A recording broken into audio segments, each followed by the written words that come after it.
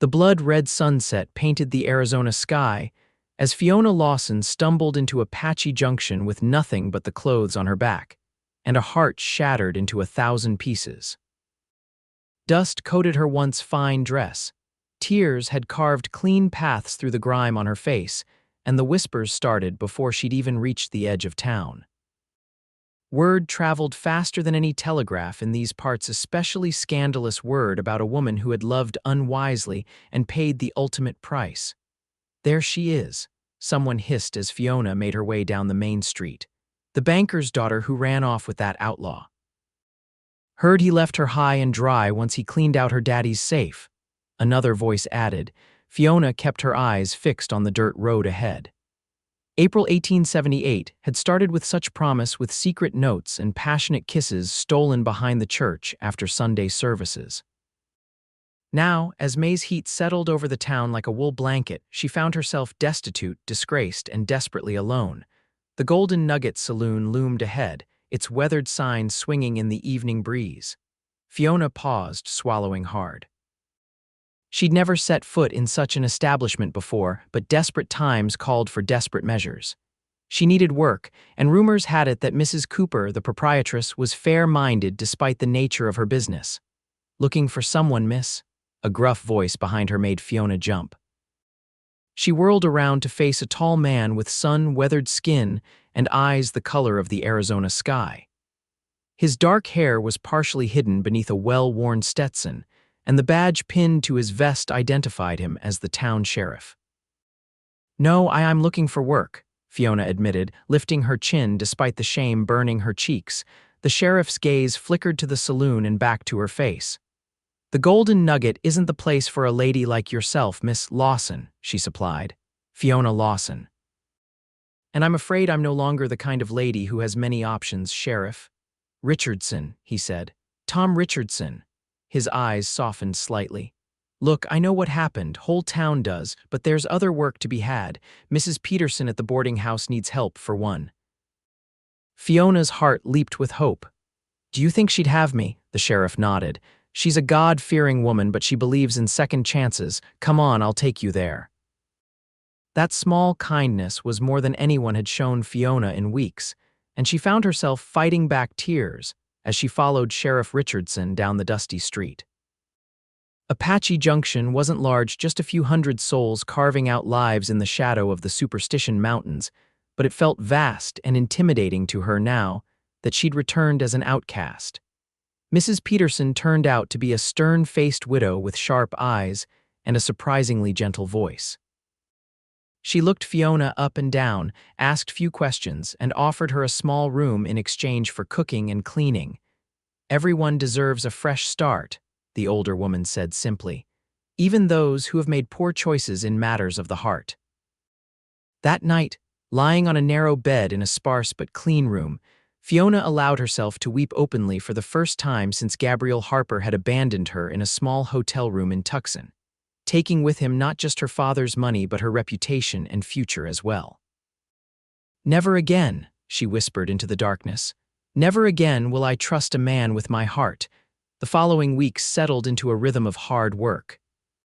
Fiona rose before dawn to help prepare breakfast for the boarders, spent her days cleaning rooms and doing laundry, and collapsed into bed each night too exhausted to dwell on her mistakes. Most of the town continued to whisper behind her back, and the ladies of the church committee made a point of crossing the street when they saw her coming.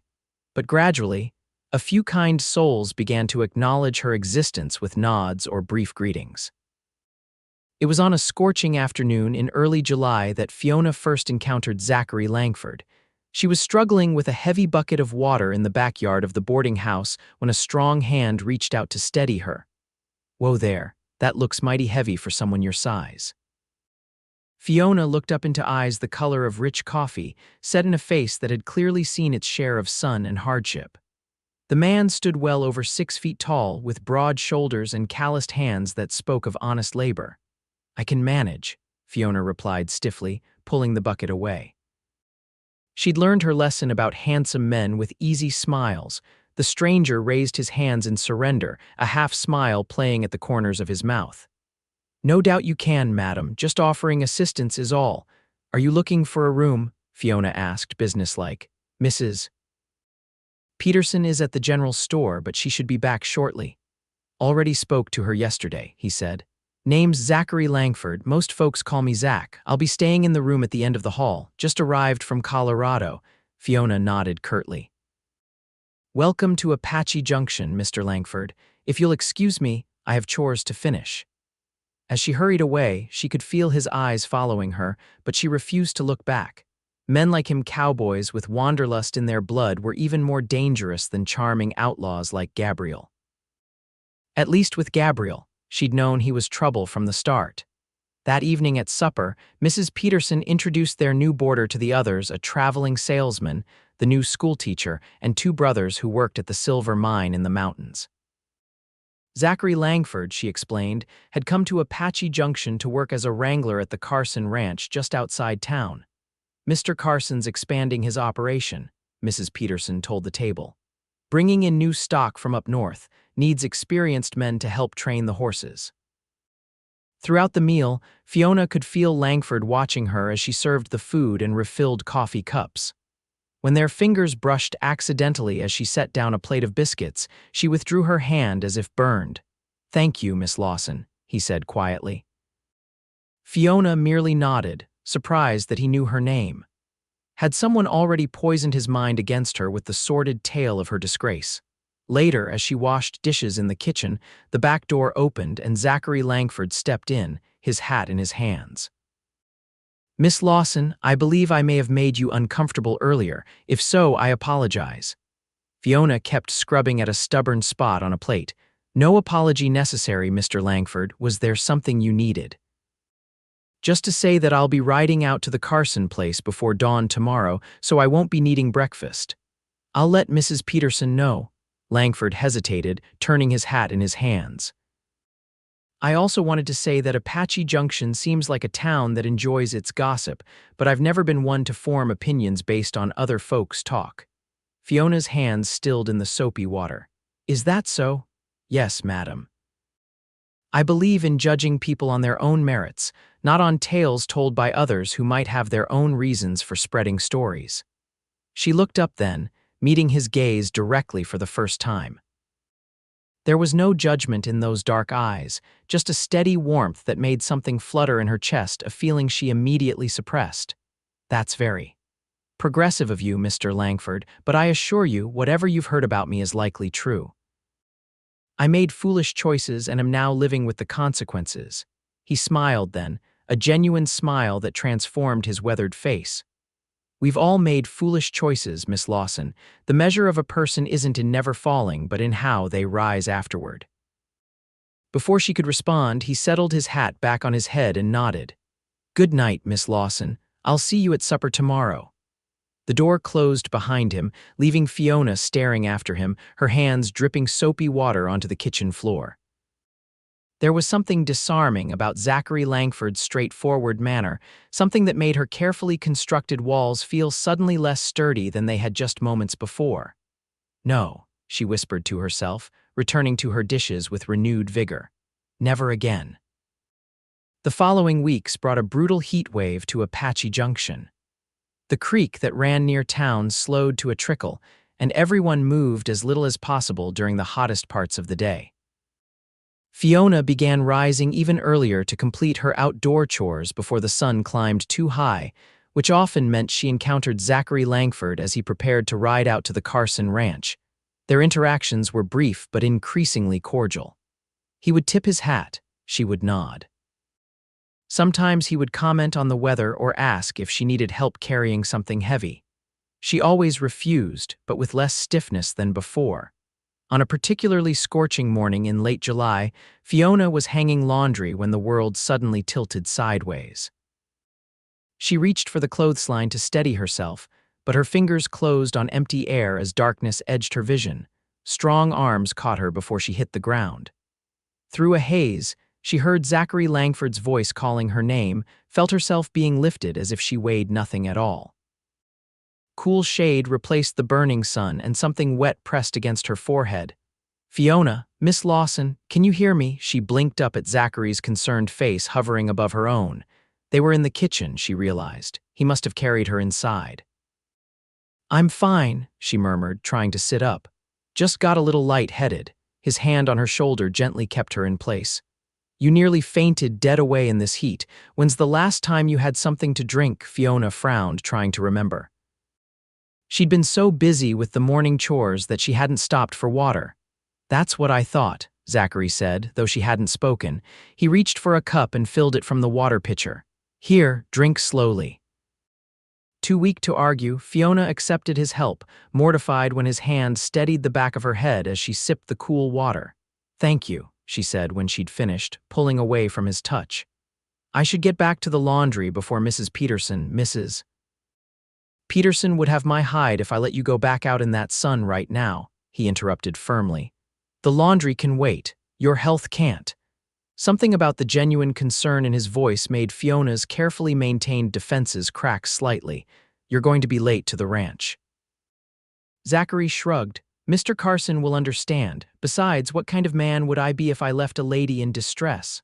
"I'm hardly a lady anymore," Fiona said bitterly before she could stop herself. His expression grew serious. "Now that's where you're wrong, Miss Lawson. A lady isn't defined by gossip or past mistakes. She's defined by her character, her strength, her dignity in the face of adversity, all of which you've shown in spades since I've known you." Fiona stared at him, speechless. No one had spoken to her with such respect since before Gabriel Harper had destroyed her life. "You don't know anything about me," she finally whispered. "I know enough," Zachary replied simply.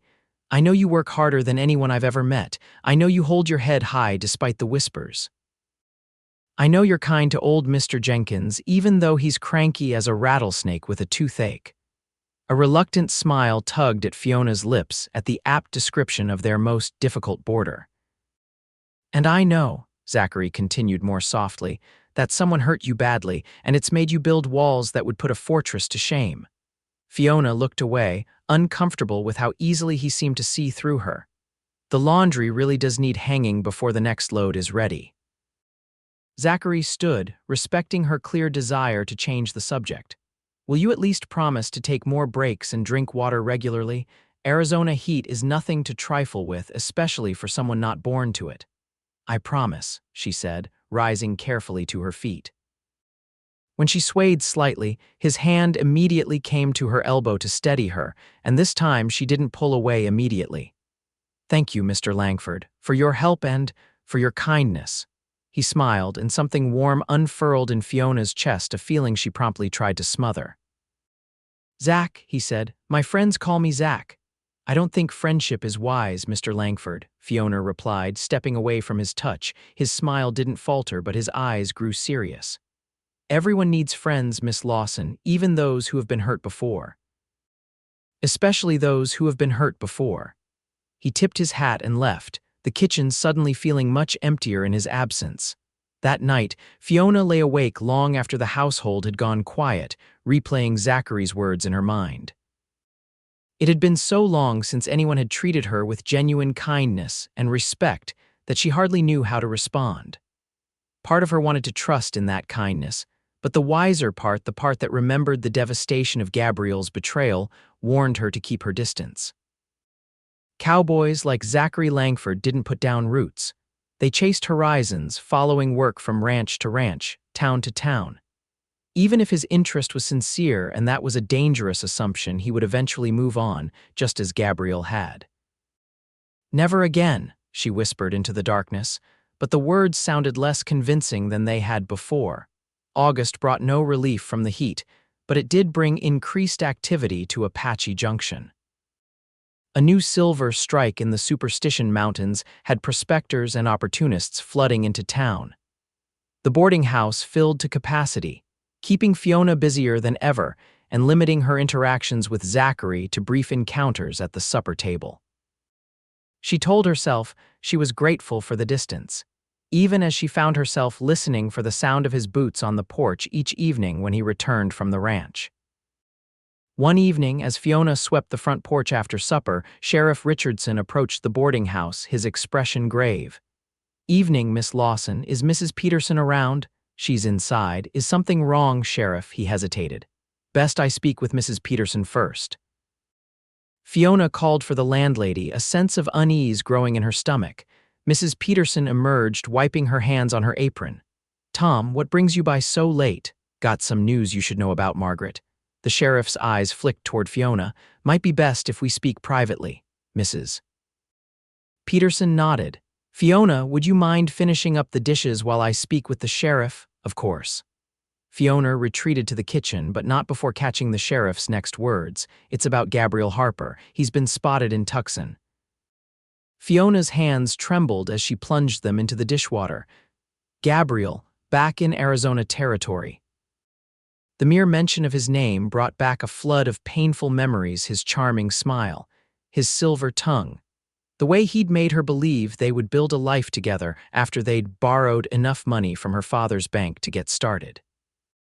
She'd been such a fool, believing his lies about needing the money to secure their future. He disappeared the same night they'd taken the money, leaving her alone in a hotel room with nothing but a brief note. "Thanks for the help, sweetheart. You're a good girl, but I need more than a banker's daughter can give me." The back door opened, startling Fiona from her thoughts. Zachary Langford stood there, his expression concerned. "Miss Lawson, you look like you've seen a ghost." Fiona turned away, focusing on the dishes. "I'm fine, Mr. Langford. It's that outlaw, isn't it? The one who's been spotted in Tucson." At her surprised look, he explained, "News travels fast, especially bad news. The sheriff stopped by the ranch earlier today." "It's none of your concern," Fiona said stiffly. Zachary stepped fully into the kitchen, closing the door behind him. "I'd say it is my concern when a lady I respect is clearly troubled." The hesitation before respect wasn't lost on Fiona. She set down the plate she was washing and faced him directly. "What do you want from me, Mr. Langford?" The blunt question seemed to surprise him. "Want from you?" "Yes. Why do you keep being kind to me? What are you hoping to gain?" Understanding dawned in his eyes, followed by something that looked like hurt. "Not everyone has ulterior motives, Miss Lawson. Sometimes kindness is just kindness." Fiona laughed bitterly. "That hasn't been my experience. Then you've been surrounded by the wrong people." He took a step closer. "I don't want anything from you except maybe the chance to see you smile more often." The sincerity in his voice made Fiona's chest tighten. "People are talking, about your attention to me. Let them talk. It will damage your reputation to be associated with someone like me." Zachary's expression hardened. "Someone like you? You mean someone brave enough to rebuild her life after being betrayed? Someone who works harder than anyone I've ever met? Someone who still shows kindness to others despite receiving precious little of it herself?" His passionate defense left Fiona momentarily speechless. "You don't know what I did," she finally whispered. "Then tell me," he said gently. "Tell me your side of the story, not the version that's been whispered around town." Fiona hesitated. She'd never spoken of what happened, not even to Mrs. Peterson, but something in Zachary's steady gaze made her want to unburden herself, to have at least one person in Apache Junction know the truth. "I fell in love with a man who didn't exist," she began slowly. "Gabriel Harper came to town last winter, charming everyone, especially my father. He took a job at the bank, and father was so impressed with his knowledge of finances that he began mentoring him. I was flattered by his attention. I'd had suitors before, but none like Gabriel. He was worldly, educated, exciting." She took a deep breath before continuing. "When he asked me to marry him, I said yes without hesitation. Father was pleased he'd been grooming Gabriel to take over the bank someday. But then Gabriel started talking about opportunities in California, about how we could build something bigger than a small town bank. He needed capital, he said. Just a loan to get us started." Zachary's expression remained neutral, though his eyes never left her face. "The night before we were to leave, Gabriel suggested we borrow some money from the bank, just a loan, he insisted, that we'd pay back with interest once we were established in California. I had the keys to father's office. I knew the combination to the safe." Shame burned hot in her cheeks. "I helped him steal $5,000 from my own father. And then he left you," Zachary said quietly. Fiona nodded, blinking back tears. "In a hotel room in Tucson." I woke up alone with nothing but a cruel note and the realization of what I'd done. I couldn't face my father, couldn't bear to see the disappointment and betrayal in his eyes. But news of what happened reached Apache Junction before I did. By the time I returned, everyone knew. Father disowned me publicly, said I was dead to him. That's why you came back, to face the music. Where else could I go? I had no money, no skills, no prospects. At least here I knew Mrs. Peterson might take pity on me. Fiona wiped angrily at a tear that had escaped. So now you know the truth. I'm not just some innocent victim. I helped rob my own father. Zachary was quiet for a long moment, his expression thoughtful. You know what I hear in that story? He finally asked. I hear about a young woman who loved deeply and trusted the wrong man. Who made a mistake, yes, but had the courage to return and face the consequences instead of running away. That's a very charitable interpretation, Fiona said, surprised by his response. It's the truth as I see it. He stepped closer, close enough that Fiona had to tilt her head up to maintain eye contact. We've all trusted the wrong people, Fiona. We've all made choices we regret. The question is, do we let those mistakes define us forever? The use of her first name should have felt presumptuous, but instead it sent a warmth spreading through her chest.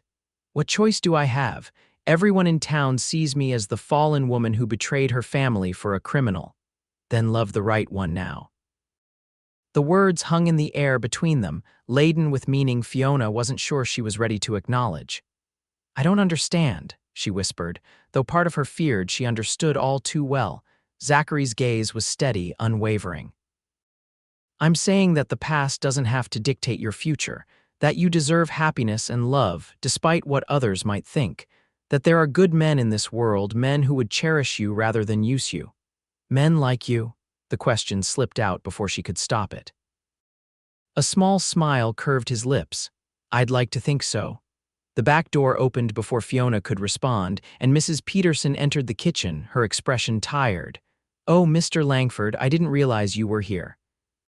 Her gaze moved between the two of them, noting their proximity with raised eyebrows. Zachary stepped back, clearing his throat. Just came in for a glass of water, madam. Been a long day at the ranch. Mrs. Peterson nodded, though her expression suggested she didn't entirely believe him. Fiona, when you're finished with the dishes, I need to speak with you. Yes, Mrs. Peterson, Fiona replied, turning back to the sink to hide the flush in her cheeks. Zachary bid them both good night and left, but not before giving Fiona a look that said their conversation was far from over. Once he was gone, Mrs. Peterson sighed heavily. I suppose you overheard the sheriff's news, Fiona nodded, keeping her eyes on her task. Gabriel Harper was spotted in Tucson 3 days ago. The sheriff believes he might be heading this way. Fiona's hands stilled. Why would he come back here? There's nothing left for him to steal. Revenge, perhaps, Mrs. Peterson said grimly. Your father was instrumental in getting wanted posters distributed throughout the territory. There's a substantial reward for Harper's capture now. A cold fear settled in Fiona's stomach. Gabriel Harper wasn't a man who forgave easily, and he would certainly blame her father and, by extension, her for his fugitive status. The sheriff will be keeping an extra watch on the town, Mrs. Peterson continued, but I want you to be especially careful. Don't go anywhere alone, particularly after dark. Yes, madam. Mrs. Peterson hesitated, then added more gently, and Fiona, be careful with Mr. Langford as well. Fiona looked up, surprised. Mr. Langford, what do you mean? I've seen how he looks at you and how you're beginning to look at him. Just proceed with caution. Your heart has been broken once already. There's nothing between Mr. Langford and me, Fiona protested weakly. Mrs. Peterson's knowing smile said she didn't believe that for a moment. All I'm saying is that one bad experience shouldn't poison you against all men, but neither should you rush headlong into another relationship without being certain of a man's character. Mr. Langford seems decent enough, but you've known him barely 2 months. After Mrs. Peterson retired for the evening, Fiona finished her chores and retreated to her small room, her mind whirling with the events of the day. Gabriel's possible return filled her with dread, but it was Zachary's words that kept replaying in her mind. Then love the right one now. Was it possible to trust again after such devastating betrayal? And even if she could, was Zachary Langford truly worthy of that trust? He seemed different from Gabriel in every way, straightforward where Gabriel had been evasive, steady where Gabriel had been volatile, kind where Gabriel had ultimately been cruel. But appearances could be deceiving. Fiona knew that better than most. As she drifted off to sleep, she made a decision. She would be cordial to Zachary Langford but maintain her distance. Her heart simply couldn't withstand being broken a second time. The next morning dawned with an unusual coolness that hinted at the approaching fall. Fiona was in the kitchen before sunrise, preparing breakfast for the boarders when a knock at the back door startled her. She opened it cautiously to find Zachary standing there, already dressed for work. "Mr. Langford, you're up even earlier than usual," he nodded, his expression serious. "I wanted to speak with you before I headed to the ranch. May I come in?" Fiona hesitated, remembering her resolution from the night before, but stepped aside to allow him entry. "I've been thinking about our conversation," Zachary said once the door was closed behind him. "About Gabriel Harper possibly returning to Apache Junction." Fiona turned back to the stove, stirring the oatmeal to hide her discomfort. "There's nothing to discuss. The sheriff is aware and taking precautions. I'd like to escort you wherever you need to go in town," Zachary said bluntly. "At least until Harper is captured or moves on." She looked at him over her shoulder, surprised by the offer. "That's not necessary, Mr. Langford. I rarely leave the boarding house except for church and occasional errands. Even so." His jaw was set in a determined line. "I'd rest easier knowing you were safe." Something warm unfurled in Fiona's chest at his protectiveness, but she quickly tamped it down. "Why do you care so much about my safety, Mr. Langford? We barely know each other." Zachary took a step closer, his eyes never leaving hers. "I think you know why, Fiona." The use of her first name again, coupled with the intensity of his gaze, made her breath catch. "Mr. Langford, Zach," he corrected softly. "Please?" "Zach," she amended, the name feeling intimate on her tongue. "I appreciate your concern, but I can't. I won't allow myself to be dependent on another man, not after what happened." He nodded slowly, respect in his eyes. "I understand, but accepting help isn't the same as being dependent. It's about letting people who care about you show that care in tangible ways." Before Fiona could respond, footsteps on the stairs announced the arrival of the other boarders. Zachary stepped back, the intensity of the moment broken. "Just think about it," he said, reaching for the door. "That's all I ask." Over the next week, Fiona found herself battling conflicting emotions whenever Zachary was near. Part of her longed to accept the friendship and perhaps more that he offered. Another part, the wounded part that still bore the scars of Gabriel's betrayal, warned her to keep her distance. Meanwhile, Apache Junction remained on edge with rumors of Gabriel Harper's possible return. The sheriff doubled the night patrols, and men checked their firearms with greater frequency. Even Mrs. Peterson took to keeping a small derringer in her apron pocket, much to Fiona's surprise. It was on a crisp Saturday morning, as Fiona was returning from the mercantile with supplies for the boarding house, that she first sensed she was being watched.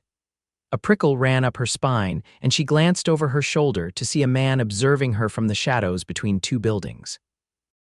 Though she couldn't make out his features clearly, something about his posture sent a bolt of recognition through her. Quickening her pace, Fiona hurried back toward the boarding house, fighting the urge to break into a run. The sound of footsteps behind her confirmed her fears someone was following her. Just as panic began to set in, a familiar figure on horseback appeared at the end of the street. Zachary Langford reined in his mount when he spotted Fiona, his expression changing from casual to concerned as he noted her distress. "Miss Lawson, everything all right?" he called, spurring his horse forward. The footsteps behind her abruptly ceased. When Fiona glanced back, the shadowy figure was gone. Zachary dismounted beside her, taking the heavy basket from her trembling hands. "What happened? You're white as a sheet." I think someone was following me," Fiona admitted, her voice barely above a whisper. Zachary's expression hardened. "Harper? I don't know. I couldn't see his face clearly, but it could have been." Without hesitation, Zachary placed a protective hand on her elbow. "Let's get you back to the boarding house, then I'll find the sheriff." The warmth of his touch and the solid presence beside her helped calm Fiona's racing heart. By the time they reached the boarding house, her breathing had steadied, though the fear still lingered just beneath the surface. "Thank you," she said as they reached the front porch. "For appearing when you did." Zachary's eyes were serious as they met hers. "I meant what I said last week, Fiona.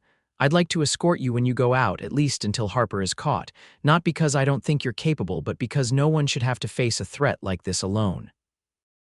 This time, Fiona didn't refuse.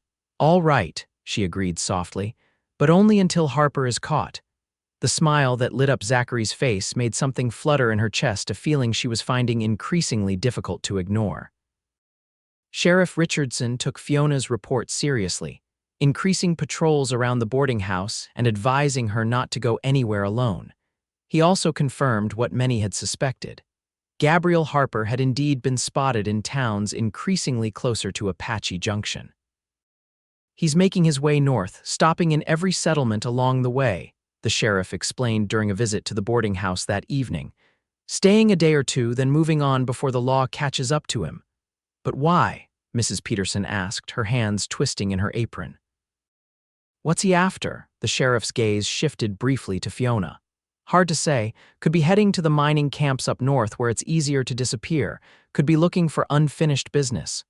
"You mean revenge," Fiona said quietly. Sheriff Richardson didn't deny it. "Just keep your doors locked and stay vigilant.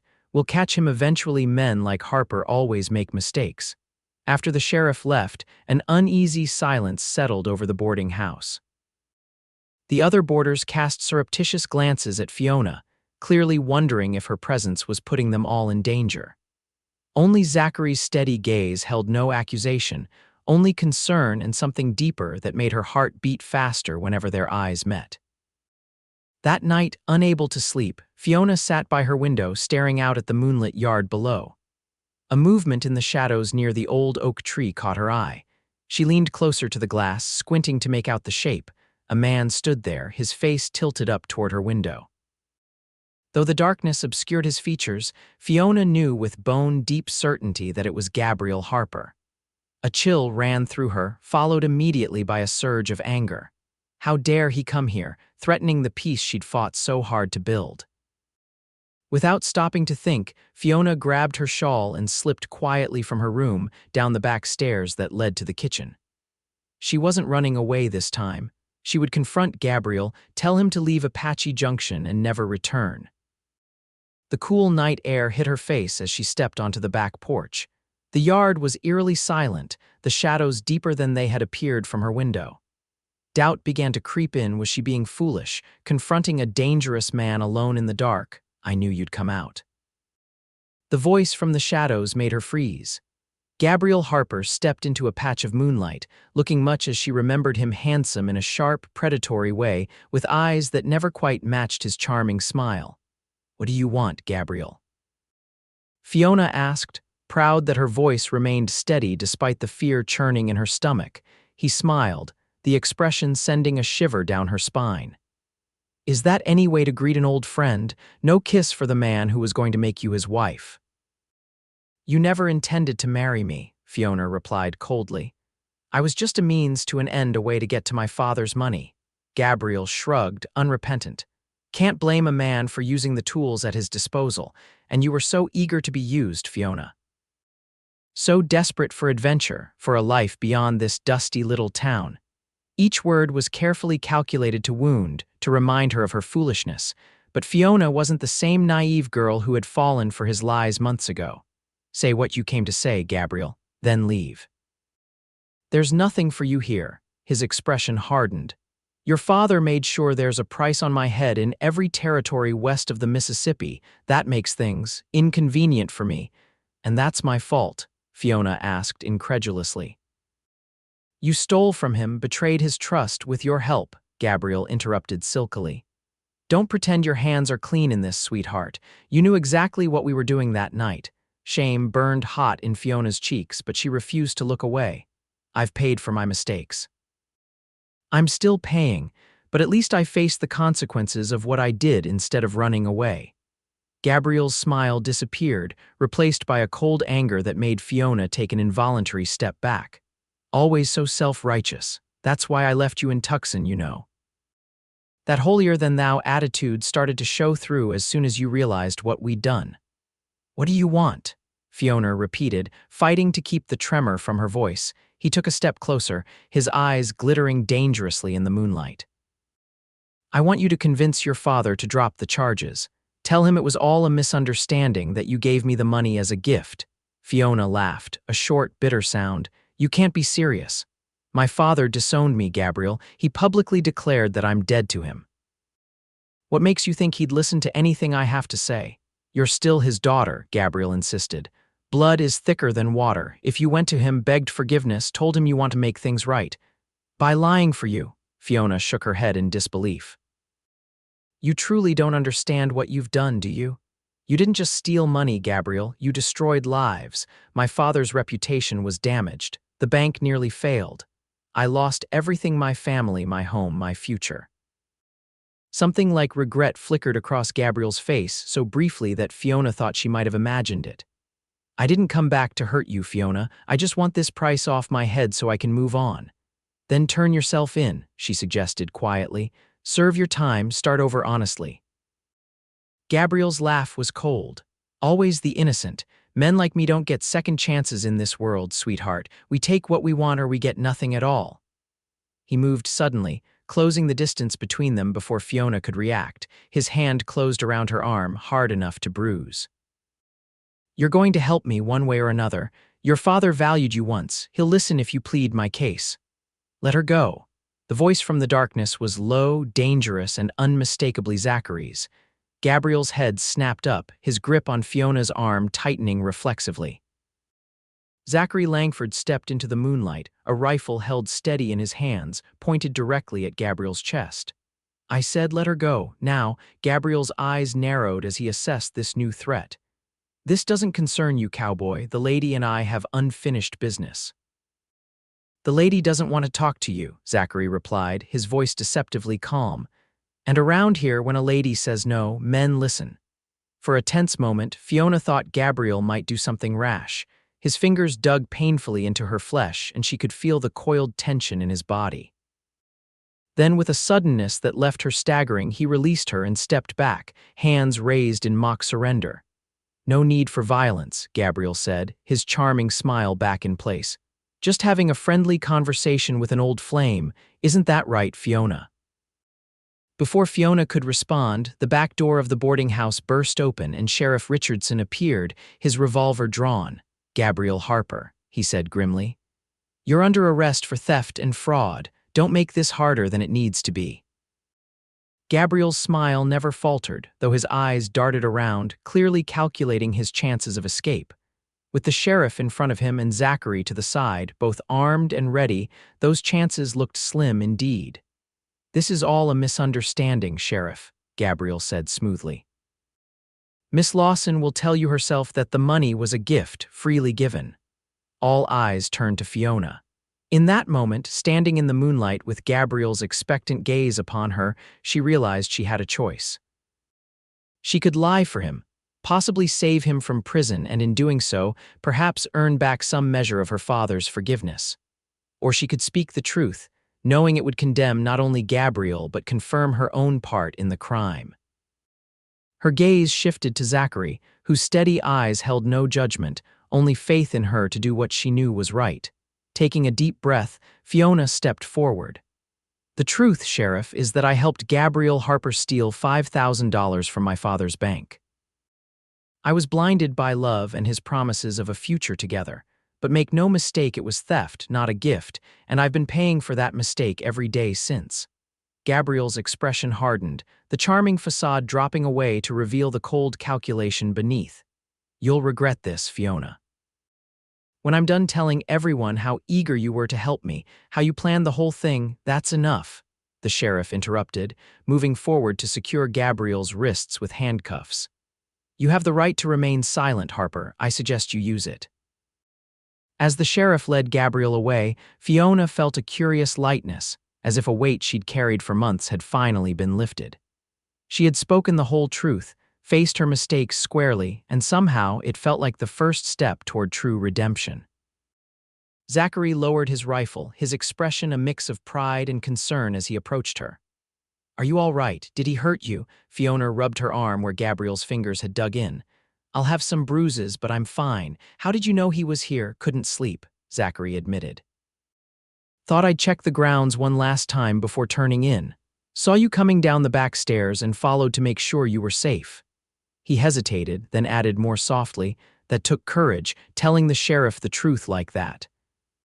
Fiona met his gaze, finding only admiration there, not the condemnation she had feared. "It was time to stop running from what I did. My father was right to disown me. I betrayed his trust in the worst possible way." "You made a mistake," Zachary corrected gently. "A serious one, yes, but still just a mistake, and you've been trying to make amends ever since.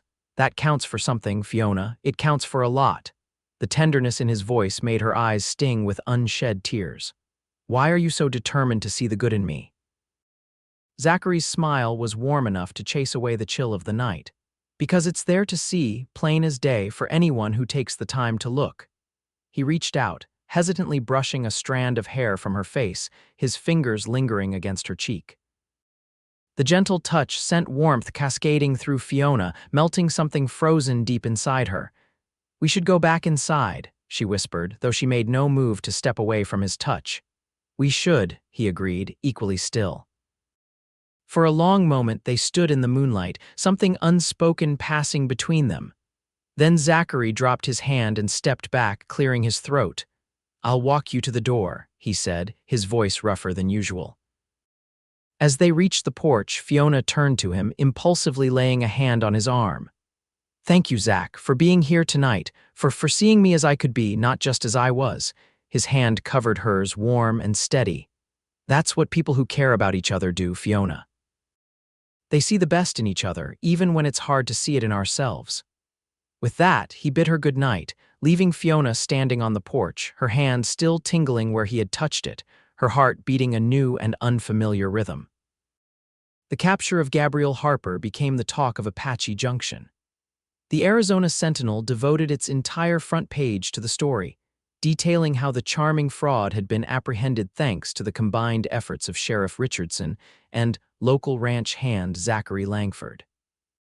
Fiona's role was mentioned only briefly, referred to as the former victim who bravely confronted her betrayer. The day after Gabriel's arrest, a letter arrived for Fiona at the boarding house. She recognized her father's handwriting immediately, her hands trembling as she opened the envelope in the privacy of her room. "Fiona," the letter began without preamble, "Sheriff Richardson has informed me of the events surrounding Harper's capture, including your statement acknowledging your role in the theft. While I cannot condone your actions, I recognize the courage it took to speak the truth when a lie might have served you better. Your mother misses you terribly. If you wish to visit, you would not be turned away." Father, it wasn't forgiveness, not exactly, but it was an opening, a crack in the wall of estrangement that had seemed impenetrable just days before. Fiona pressed the letter to her chest, tears of relief and gratitude streaming down her face. That evening, as the boarders gathered for supper, Mrs.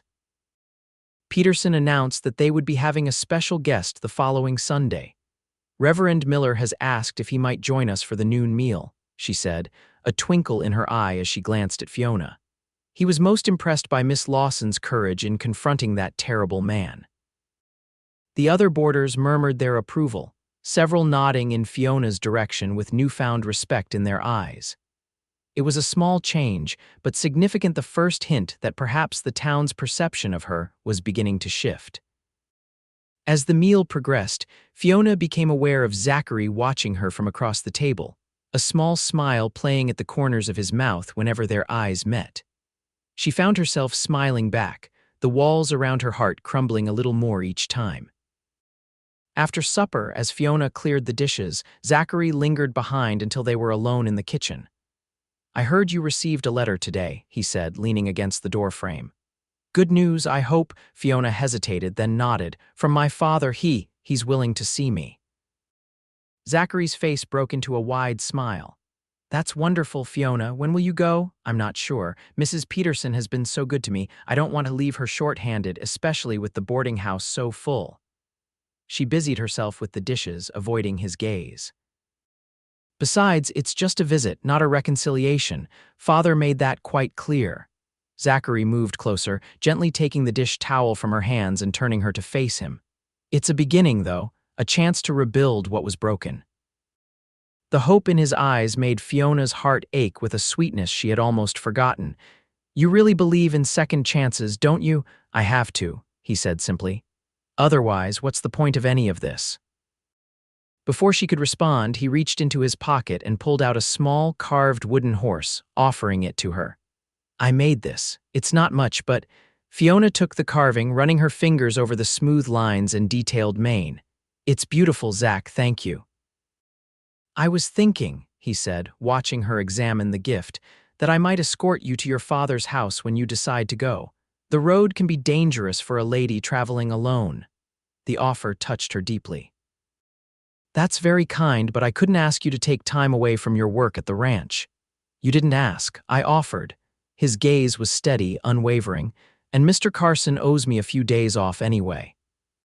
Fiona looked up at him, really looked, taking in the earnest expression, the quiet strength in his features, the warmth in his eyes that made her feel seen in a way Gabriel never had. This man, she realized, cared for her not for what she could give him or do for him, but simply for who she was, flaws and mistakes included. All right, she agreed softly. I'd be grateful for your company. The smile that lit up his face was worth any risk to her heart.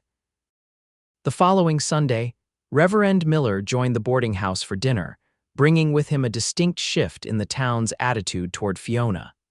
If the minister could forgive her transgressions, many reasoned, perhaps they should follow his Christian example. Miss Lawson, the Reverend said as they sat around the table, I hope we'll be seeing you back in church soon. The Ladies' Auxiliary could use someone with your organizational skills for the Harvest Festival next month. Fiona blinked in surprise. I would be honored, Reverend, thank you. After the meal, Zachary suggested a walk, and Fiona readily agreed, eager for a moment alone with him after the sociable chaos of dinner with the Reverend. They strolled toward the edge of town, where the buildings gave way to open desert and the Superstition Mountains loomed in the distance, bathed in the golden light of late afternoon. I've been thinking, Zachary said after they had walked in comfortable silence for a while, about what happens after Harper's trial. Fiona glanced at him, curious. What do you mean? Well, you mentioned that your father's invitation was just for a visit. Will you return to Apache Junction afterward, or? The question hung in the air between them, laden with unspoken implications. Fiona considered her answer carefully. I don't know, she admitted. Before this week, I assumed I would stay at the boarding house indefinitely. Mrs. Peterson has been kind, and the work, while hard, gives me purpose. But now there are possibilities, Zachary finished for her. Doors opening where before there were only walls, she nodded, touched by his understanding. Exactly, I need to make amends with my father if he'll allow it. But beyond that, I haven't thought much about the future. Zachary stopped walking, turning to face her directly. The setting sun cast his features in warm light, his eyes serious as they met hers. I'd like to be part of that future, Fiona, whatever shape it takes. Her heart hammered against her ribs as the full meaning of his words registered. Zach, I know it's soon, he continued, his voice low and earnest. I know you've been hurt and trust doesn't come easy after that, but I'm not asking for promises or commitments right now, just a chance. A chance to show you that not all love stories end in betrayal. Fiona's breath caught at the word love, so casually spoken yet so heavily weighted. Are you saying you love me, Zachary Langford? A slow smile spread across his face, genuine and unguarded. I'm saying I'm well on my way there, Fiona Lawson, and I'd like your permission to continue the journey. She should be afraid, she thought. She should run from these feelings, protect her battered heart from further damage. But standing here with Zachary, his honest gaze holding hers, Fiona found that the fear was overshadowed by something else, a tentative, fragile hope that perhaps, just perhaps, second chances were possible after all. Yes, she whispered, the word both terrifying and exhilarating. Yes, you have my permission. His smile widened, lighting his entire face. Slowly, giving her every opportunity to pull away, Zachary reached out and took her hand in his. His palm was warm and calloused against her skin, the touch sending a pleasant shiver up her arm. Then I'd like to start by courting you properly, Miss Lawson, with Mrs. Peterson's approval, of course. Fiona couldn't help laughing, the sound lighter and more carefree than she had felt in months. I'm quite certain Mrs. Peterson has been planning our courtship since the day you arrived at the boarding house. Smart woman, Mrs. Peterson, Zachary said with a wink, tucking Fiona's hand into the crook of his arm as they turned back toward town. As they walked, the setting sun painting the desert in shades of gold and amber, Fiona felt something she had thought lost forever, the quiet certainty that tomorrow might be better than yesterday, that broken things could be mended, that hearts, like desert flowers after rain, could bloom again even in the harshest conditions. The following week, Fiona made preparations to visit her parents in Prescott, where they had moved after the scandal to escape the whispers and sidelong glances in Apache Junction. Mrs. Peterson gave her blessing to both the trip and Zachary's offer to escort her, though not without a pointed reminder about propriety. You'll need to stay at separate accommodations during your journey, the older woman insisted. Your reputation is just beginning to recover, my dear. We mustn't give the gossips new fodder. Fiona agreed readily, grateful for Mrs. Peterson's concern. The last thing she wanted was to create new scandal just as the old one was beginning to fade. The morning of their departure dawned clear and cool, with the promise of autumn in the air. Zachary arrived at the boarding house just after sunrise, leading 2 horses, his own sturdy gelding, and a gentle mare borrowed from the Carson ranch for Fiona. Mr. Carson insisted, Zachary explained when Fiona expressed surprise at the fine animal. Said any friend of mine deserved better than a rented nag from the livery. The journey to Prescott would take 2 days, with an overnight stay in Wickenburg. As they rode out of Apache Junction, Fiona felt a curious mixture of nervousness about the coming reunion with her parents and exhilaration at the adventure ahead, her first journey since the disastrous trip to Tucson with Gabriel. But this was different in every way, she reminded herself. She was traveling openly in daylight with a man whose intentions had been declared honestly. There was no deception here, no ulterior motives, just 2 people enjoying each other's company on the long trail north. Zachary proved to be an excellent traveling companion, pointing out interesting landmarks, sharing stories of his previous journeys through the territory, and falling into comfortable silence when Fiona seemed lost in thought. By midday, when they stopped to rest the horses and eat the lunch Mrs. Peterson had packed, Fiona found herself more relaxed than she had been in months. Tell me about your family, she asked as they sat in the shade of a towering saguaro. You've never mentioned them. A shadow crossed Zachary's face briefly. Not much to tell, father died when I was 14. Mother remarried a year later to a man who had little use for another man's son. I struck out on my own at 16, working ranches across Colorado and New Mexico before making my way to Arizona. I'm sorry about your father, Fiona said softly. That must have been difficult. Zachary nodded, absently running his fingers through the dust at his side. It was. He was a good man, taught me everything I know about horses, about treating people right. When he was gone, it felt like all the color drained out of our home. The quiet pain in his voice touched something deep in Fiona's heart. Without thinking, she reached out to cover his hand with her own. You honor him by living as he taught you. His fingers intertwined with hers, warm and solid. I try to, some days better than others. His eyes met hers, a small smile returning. He would have liked you, I think. He always said a person's true character shows in how they face their mistakes. They continued their journey shortly after, the conversation turning to lighter topics as the miles stretched behind them. By late afternoon, the town of Wickenburg came into view, a welcome sight after hours in the saddle. They secured separate rooms at the town's modest hotel, as propriety demanded, and agreed to meet for supper at the restaurant next door. Fiona took the opportunity to wash away the dust of the trail and change into the one good dress she had brought for the visit with her parents. When she descended to the hotel lobby, she found Zachary waiting, similarly refreshed and wearing a clean shirt. His eyes widened appreciatively as she approached. "You look beautiful," he said simply. The compliment, delivered without flattery or exaggeration, brought a flush to Fiona's cheeks. "Thank you. You clean up rather well yourself, Mr. Langford." He offered his arm with an exaggerated bow. "Shall we, Miss Lawson?" The restaurant was busy but not crowded, with a piano player in the corner providing gentle background music. As they were shown to their table, Fiona became aware of curious glances from other diners. For a moment, old fears surfaced. Were they judging her, whispering about her past? Then she realized the looks were merely the natural curiosity of small-town residents toward strangers passing through. There was no recognition in their eyes, no whispered gossip behind raised hands. To these people, she was simply a young woman enjoying supper with a handsome companion. The realization was liberating. Outside of Apache Junction, she could be anyone. She could start fresh, unburdened by past mistakes and scandal. "What are you thinking?" Zachary asked, noting her thoughtful expression. Fiona smiled, the weight of months of shame lifting slightly from her shoulders. "I'm thinking about new beginnings, about how it feels to be seen for who I am now, not who I was or what I did." Understanding dawned in his eyes.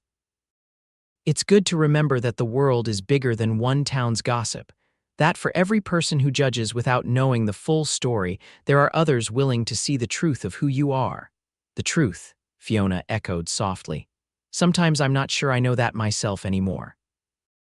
Zachary reached across the table, his fingers brushing hers in a touch that was becoming wonderfully familiar. "Then let me tell you what I see. I see a woman of remarkable courage who faced her mistakes and is working every day to make amends.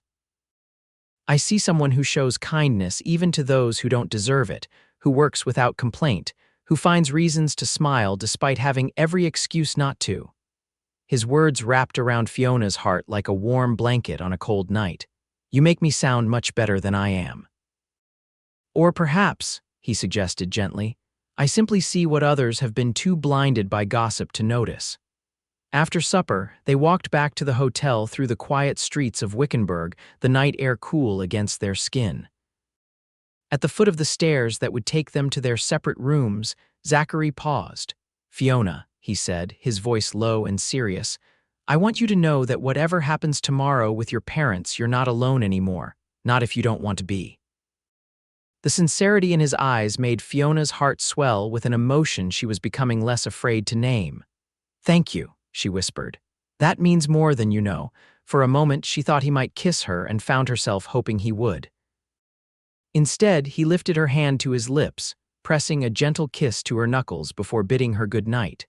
As Fiona prepared for bed in her small hotel room, she found herself touching the spot where his lips had brushed her skin, a smile playing at the corners of her mouth. The fear that had been her constant companion since Gabriel's betrayal seemed diminished somehow, replaced by a cautious optimism about what tomorrow might bring. The second day of their journey began with a beautiful sunrise that painted the desert landscape in shades of pink and gold. They set out early, knowing that the most challenging part of the trail lay ahead: the climb into the higher elevations where Prescott nestled among pine forests, a world away from the desert heat of Apache Junction. As they rode, the terrain gradually changed, saguaros giving way to juniper and pinyon, then to towering ponderosas that provided welcome shade. The air grew cooler, the scent of pine replacing the dust and creosote of the desert. "It's beautiful," Fiona breathed, gazing up at the canopy of green above them. "I'd forgotten how lovely the mountains can be." Zachary nodded, his expression appreciative as he surveyed the forest around them. "Different kind of beauty than the desert, but just as powerful. Which do you prefer?" Fiona asked, curious. He considered the question seriously. "I've come to love both in different ways. The desert is honest, harsh, but straightforward. What you see is what you get. The forest has more secrets, more layers." He glanced at her with a smile. "But both have their own kind of strength, their own way of surviving against the odds." Fiona had the distinct impression they were discussing more than just landscapes. As the afternoon progressed, Fiona grew increasingly quiet, her thoughts turning to the reunion ahead. What would her father say? Would her mother embrace her or maintain the cool distance of their last encounter? Would she find forgiveness or merely tolerance, having second thoughts? Zachary asked gently as they took a brief rest by a clear mountain stream. Fiona shook her head. Not second thoughts exactly, just preparing myself for whatever might happen. Hope for the best, prepare for the worst, he suggested. Something like that, she agreed with a small smile. Zachary moved to sit beside her on the fallen log she'd claimed as a seat. Whatever happens, remember what I said last night. You're not facing this alone. The simple reassurance gave Fiona strength as they remounted and continued the final leg of their journey. By late afternoon, they crested a hill and saw Prescott spread out below them, its buildings clustered around a central plaza, the territorial governor's mansion visible on a slight rise to the north. My parents' new home is on the east side of town, Fiona said, pointing. Father bought property thereafter, after they left Apache Junction. Zachary nodded, following her gaze. Would you like me to accompany you to the door, or would it be better if I find accommodations in town and meet you later? Fiona considered the question. Part of her wanted Zachary by her side for moral support, but another part recognized that this first reunion should be private, a family matter. I think I should go alone, she decided finally, but knowing you're nearby would give me comfort. Then that's what we'll do, he agreed readily. I'll find rooms at a hotel in town and meet you tomorrow morning, unless you send word that you need me sooner. They rode into Prescott as the sun began its descent toward the western horizon, the town bustling with end-of-day activity.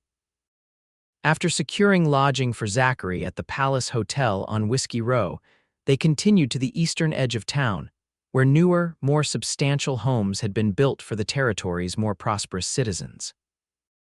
Fiona's parents' house was a handsome two-story structure with a wide front porch and carefully tended flower beds.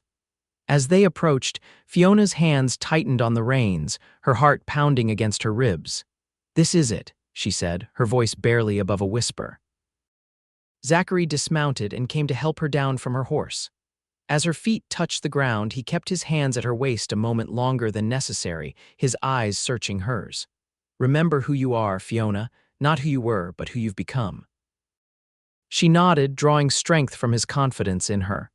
"Thank you, Zach, for everything." He squeezed her hand briefly before mounting his horse again.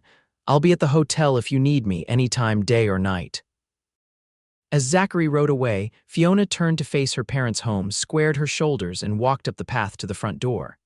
Each step felt like a mile, her legs heavy with apprehension. Before she could lose her nerve, she raised her hand and knocked firmly. Long moments passed. Fiona was beginning to wonder if no one was home when the door finally opened to reveal her mother, Fiona Lawson, looking exactly as Fiona remembered her, elegant, composed, with only a few more strands of silver in her dark hair. Fiona. Her mother's voice was carefully neutral, her expression giving away nothing of her feelings at this unexpected reunion. "Mother," Fiona replied, fighting to keep her own voice steady. "I received Father's letter. He said I would not be turned away if I came to visit." For a heartbeat, Fiona Lawson remained motionless, her face a mask of careful control. Then, with a small sound that might have been a sob, she stepped forward and pulled Fiona into a fierce embrace. "My girl," she whispered against Fiona's hair. "My foolish, brave girl, I've missed you so." The unexpected warmth of her welcome broke something inside Fiona. Tears she had been holding back for months spilled down her cheeks as she returned her mother's embrace. "I'm sorry," she whispered brokenly. "I'm so sorry for everything." Fiona drew back, cupping Fiona's face in her hands. "I know, dear heart, I know. Come inside now. Your father will be home soon." The interior of the house was tastefully furnished, comfortable but not ostentatious. Fiona followed her mother to a sitting room where tea was quickly arranged. As they waited for the water to boil, Fiona studied her daughter with a mother's critical eye. "You've lost weight," she observed, "but you look stronger somehow, more yourself than when you left." Fiona smiled faintly. "Working at the boarding house has been good for me, I think." "Hard work tends to clarify what's truly important." Fiona nodded, a hint of pride in her eyes. "Your father said you're working for Margaret Peterson. She's a good woman by all accounts." "She is," Fiona agreed. She took me in when no one else would, gave me honest work and a chance to rebuild my life. And this young man who escorted you, Eleanor asked, her tone carefully casual. Your father mentioned him in his letter from Sheriff Richardson. Fiona felt a flush creep up her neck. Zachary Langford. He works at the Carson Ranch outside Apache Junction. He's been very kind to me. A knowing smile touched Eleanor's lips. Kind, is he? Is that all? Before Fiona could formulate a response, the front door opened and heavy footsteps sounded in the hallway. Her father's voice called out, Eleanor, are you home? In the sitting room, Eleanor replied, her eyes never leaving Fiona's face. We have a visitor, Howard. Fiona rose to her feet as her father appeared in the doorway. Howard Lawson had aged visibly in the months since she'd seen him last. His once dark hair was now liberally streaked with gray, and new lines creased his forehead and the corners of his eyes. He stopped abruptly at the sight of his daughter, his expression unreadable. Father, Fiona said softly, forcing herself to meet his gaze directly. For a long, tense moment, Howard Lawson said nothing. Then, with a deep sigh, he stepped into the room. Fiona, he acknowledged, his voice gruff, I see you received my letter. Yes, sir, I came as soon as arrangements could be made. Howard nodded, moving to stand beside his wife's chair. Sheriff Richardson speaks highly of your conduct during Harper's capture, says you told the truth even when a lie might have served you better. Fiona swallowed hard. It was time to stop running from what I did. Something like approval flickered in her father's eyes. Indeed, sit down, Fiona. We have much to discuss. The conversation that followed was not easy. Howard Lawson did not spare his daughter's feelings as he detailed the full impact of her actions, the financial losses to the bank, the damage to his professional reputation, the social ostracism that had ultimately driven them from Apache Junction to Prescott. We had to sell the house at a loss, he told her, his voice matter of fact rather than accusatory. Many depositors withdrew their funds, fearing the bank was no longer secure. It took months to restore confidence. Fiona listened without interruption, accepting each painful revelation as her due. When her father finally fell silent, she spoke with quiet conviction. I cannot undo what I did, Father. I cannot replace the money that was stolen or repair the damage to your reputation. All I can offer is my sincere remorse and my promise that I will spend the rest of my life trying to make amends, in whatever way you deem appropriate. Howard studied his daughter for a long moment, his expression softening almost imperceptibly. Your mother and I have discussed this at length since receiving the sheriff's letter. We believe that true redemption requires not just remorse but action. Are you prepared for that, Fiona? Yes, sir. Whatever you ask. Her father nodded, seemingly satisfied with her response. Then we have a proposition for you.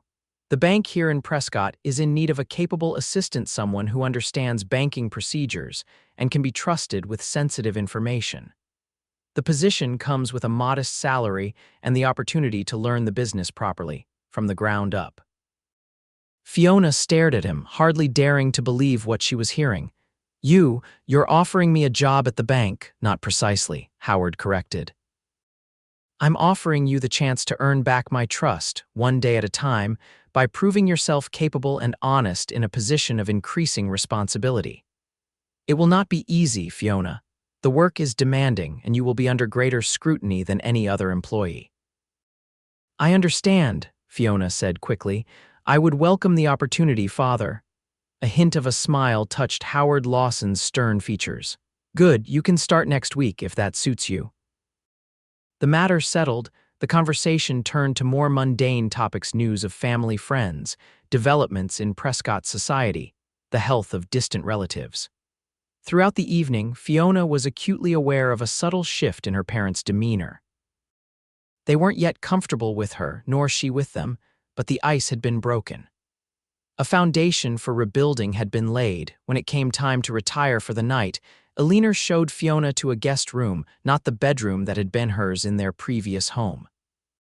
It was a small reminder that while she might be welcomed back, she had not yet fully regained her place in the family. We've arranged for your belongings to be brought from the boarding house, Eleanor explained as she turned down the bed. Howard wrote to Mrs. Peterson last week in case things went well today. Fiona was touched by this evidence of hope, of planning for reconciliation before it had even occurred. "Thank you, Mother, for everything." Eleanor paused at the door, her expression thoughtful. "This young man who escorted you, Mr. Langford. Will he be returning to Apache Junction immediately?" "I'm not sure," Fiona admitted. "We hadn't discussed it." Her mother nodded, a knowing gleam in her eye. "Perhaps you should invite him to supper tomorrow evening. Your father and I would like to meet the man who stood beside our daughter when we did not." After her mother left, Fiona sat on the edge of the bed, overwhelmed by the day's events. The reunion had gone better than she had dared to hope, though she harbored no illusions that all was forgiven. Trust, once broken, took time to rebuild. But her parents had offered her something precious, a second chance, an opportunity to prove herself worthy of their love and confidence once more. And then there was Zachary. The thought of him waiting at the hotel, wondering how her reunion had unfolded, brought a warm smile to her face. He had believed in her when she could barely believe in herself, had seen her value when she felt worthless. Whatever happened next, she owed him a debt of gratitude she could never fully repay. As she prepared for bed, Fiona found herself looking forward to tomorrow with a lightness of heart she hadn't felt in months. Second chances, it seemed, were possible after all, not just with her parents, but perhaps with her own heart as well. The following morning, Fiona sent a message to Zachary at the Palace Hotel, inviting him to join her family for supper that evening.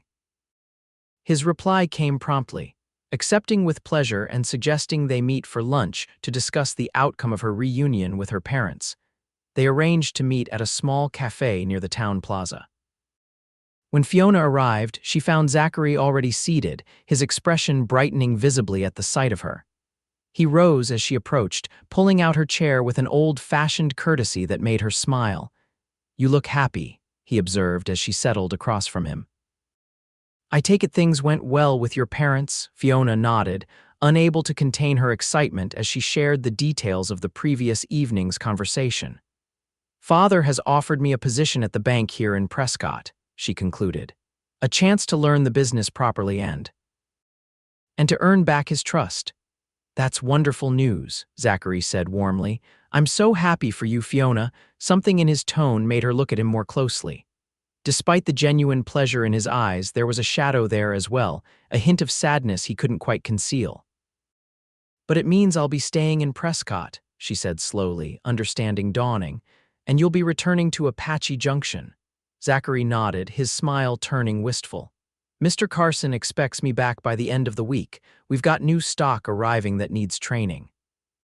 The realization that they would soon be separated by more than 100 miles of rugged terrain hit Fiona with unexpected force. In the short time she'd known Zachary Langford, he had become important to her, in ways she was only beginning to understand. "I see," she said, trying to hide her disappointment. "Well, I'm grateful you were able to escort me here. It meant a great deal to have your support." Zachary reached across the table, his hand covering hers. "Fiona, this doesn't have to be goodbye. Prescott isn't the end of the world." Hope fluttered in her chest. "What are you suggesting?" "That we continue what we've started," he said simply. "I can ride up to Prescott when I have time off. You could perhaps visit Apache Junction occasionally to see Mrs. Peterson. It wouldn't be easy, but—" He hesitated, then continued with quiet determination. "Some things are worth the effort." The intensity in his gaze left no doubt as to his meaning. Fiona felt a blush rise to her cheeks, but she didn't look away. "Do you really think it could work?" she asked softly.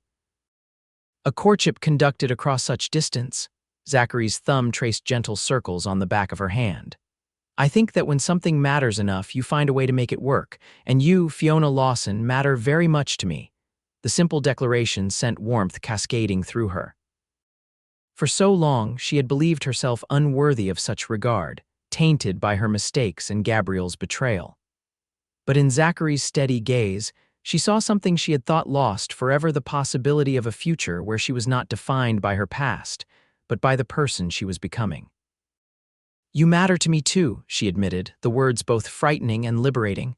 "More than I expected, more than I was prepared for." His smile could have lit the darkest night. "Then we'll find a way to make this work, one day at a time." That evening, Zachary arrived at the Lawson home precisely at the appointed hour, wearing his best shirt and carrying a small bouquet of wildflowers for Eleanor. Fiona watched nervously as her father sized up the young cowboy, asking pointed questions about his background, his work at the Carson Ranch, and his intentions toward Fiona. To her relief and admiration, Zachary answered each query honestly and directly, neither embellishing his circumstances nor apologizing for them. Yes, he was a ranch hand with modest means. No, he didn't yet own property of his own, though he was saving toward that goal. Yes, he intended to court Fiona properly, with her parents' blessing if they were willing to give it. And what are your plans regarding the distance between Prescott and Apache Junction?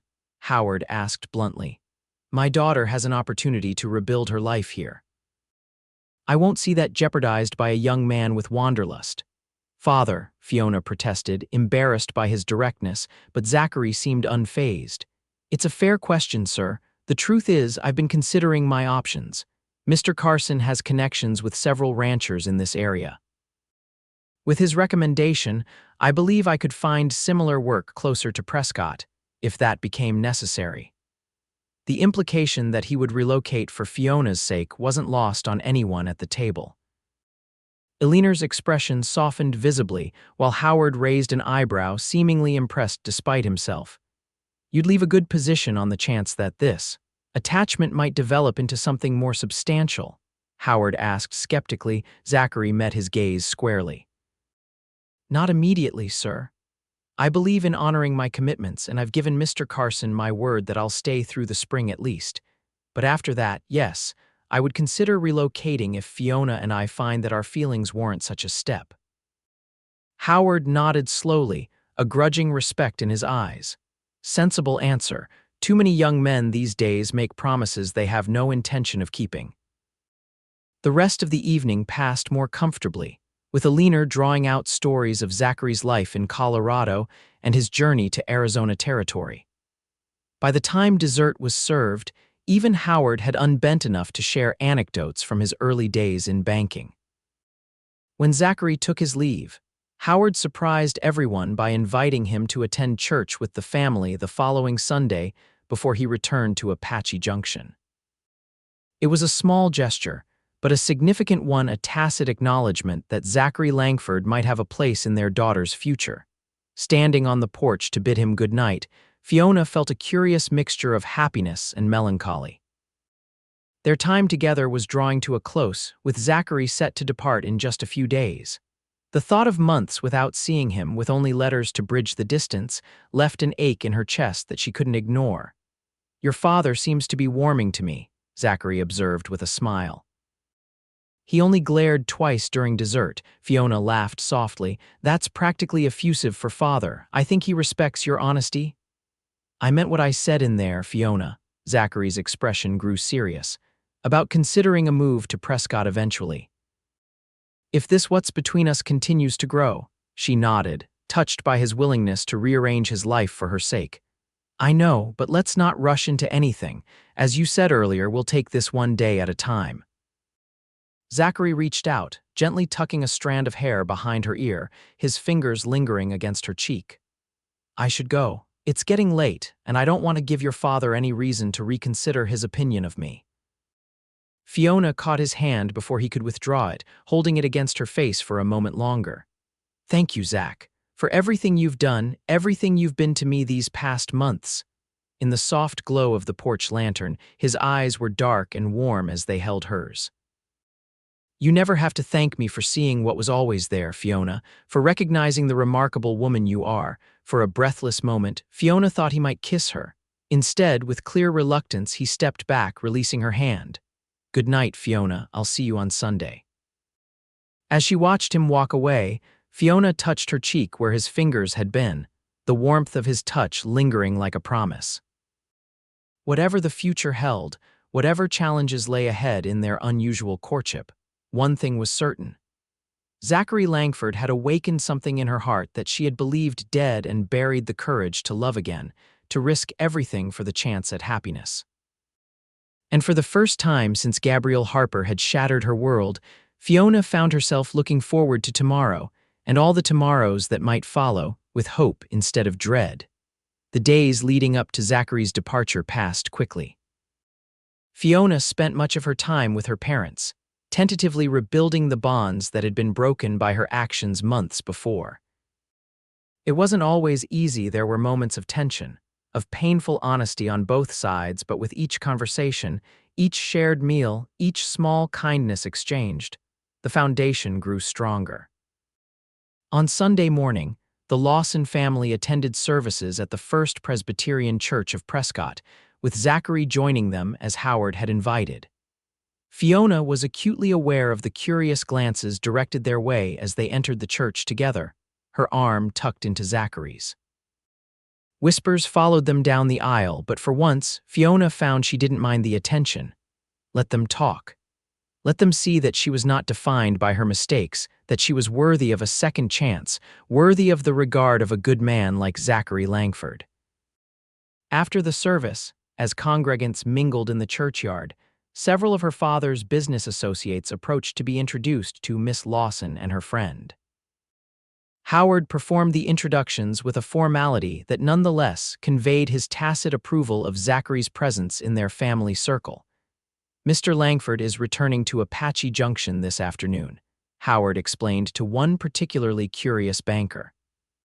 "He very kindly escorted my daughter to Prescott for an extended visit with her mother and me."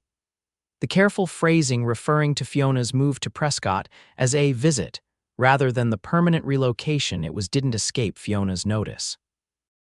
Her father was protecting her reputation, she realized, allowing her the dignity of a fresh start in Prescott society. Later, as they prepared to say goodbye at the stagecoach station, Fiona found herself struggling to maintain her composure. Zachary would travel by stage as far as Wickenburg, then ride the rest of the way to Apache Junction, arriving back at the Carson Ranch 2 days hence. "It seems strange," she said, watching as his bag was loaded onto the coach, "to think of being in Prescott without you. You've been such a constant presence these past months." Zachary smiled, though his eyes held the same sadness she felt.